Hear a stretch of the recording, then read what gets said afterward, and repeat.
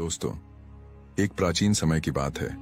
एक राजा हुआ करता था जिसके 7 रानियां थीं, लेकिन उसकी कोई संतान नहीं थी, जिसके कारण वह राजा बहुत अधिक चिंतित और परेशान रहता था।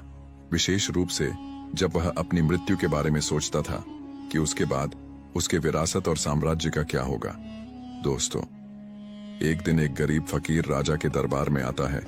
राजा अपना दुखड़ा सुनाते हुए फकीर से कहता है कि हमारे यहाँ अभी तक कोई संतान नहीं हुई है। राजा का दुख सुनकर फकीर कहता है, महाराज, आपकी इच्छा अवश्य पूरी होगी। तुम्हारी रानियों में एक रानी को पुत्र रत्न की प्राप्ति होगी। जब राजा ने फकीर के वादे को सुनता है तो वह बहुत अधिक प्रसन्न होता है। उसने आने वाले उपयुक्त अवसर की तैयारी के लिए अपनी सभी प्रजा व सैनिकों को अपने साम्राज्य की तैयारियां करने का हुक्म देता है। इस बीच 7 रानियां आराम पूर्वक अपने सैकड़ों दास दासियों को सेवा में लगा लेती हैं और उनके हृदय को तृप्त करने के लिए हर प्रकार के स्वादिष्ट पकवान और मिठाइयों की भी बहुत सुंदर व्यवस्था की जाती है। दोस्तों, राजा को शिकार खेलने का बहुत ज्यादा शौक था।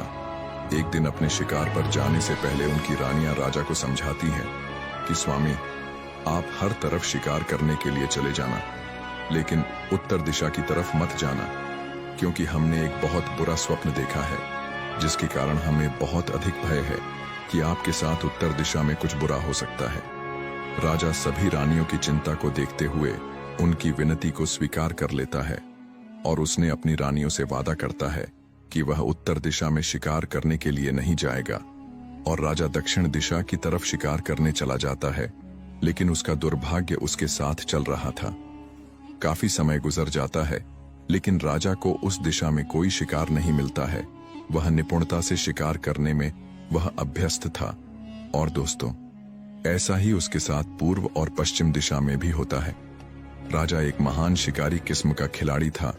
वह निश्चय करता है कि खाली हाथ अपने महल में वापस नहीं जाएगा। इस तरह से उसने अपनी रानियों से किया गया वादा भूलकर उत्तर दिशा की तरफ शिकार की खोज में चल पड़ता है। दोस्तों, उत्तर दिशा में भी पहले तो शिकार करने में असफल रहता है, फिर वह शिकार को छोड़कर महल में वापस जाने का विचार कर लेता है। लेकिन आखिर में उसे एक सफेद और सुनहरे रंग का हिरण दिखाई देता है। उसके सींग चांदी के समान चमक रहे थे और वह हिरण जंगल में चमक बिखेर रहे थे।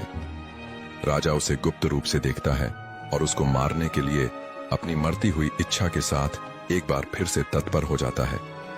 उसने तत्काल अपने सिपाहियों को आदेश देता है कि इस घने जंगल के इलाके को चारों तरफ से घेर लिया जाए। इस तरह से राजा के सिपाहियों के द्वारा बनाए गए घेरे में वह हिरण फंस जाती है।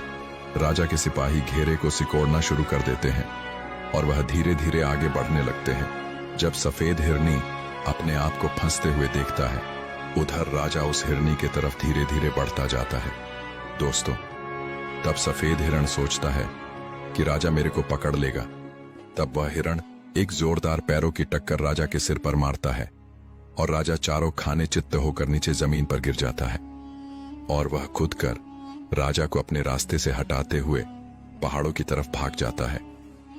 सब कुछ भूलकर राजा खड़ा होकर अपने घोड़े को तैयार करता है और उस पर सवार होकर तुरंत हिरण के पीछे निकल पड़ता है। अपनी पूरी शक्ति और रफ्तार के साथ घोड़ा अपनी चौकड़ी भरने लगता है, जिस कारण राजा के सभी सेवक बहुत पीछे ही रह जाते हैं। कुछ समय में ही राजा अपने आप को एक संकीर्ण घाटी में पाता है, जहां से बाहर निकलने का रास्ता नहीं था। तब राजा अपने घोड़े की लगाम को खींचकर उसको पेड़ के बांध देता है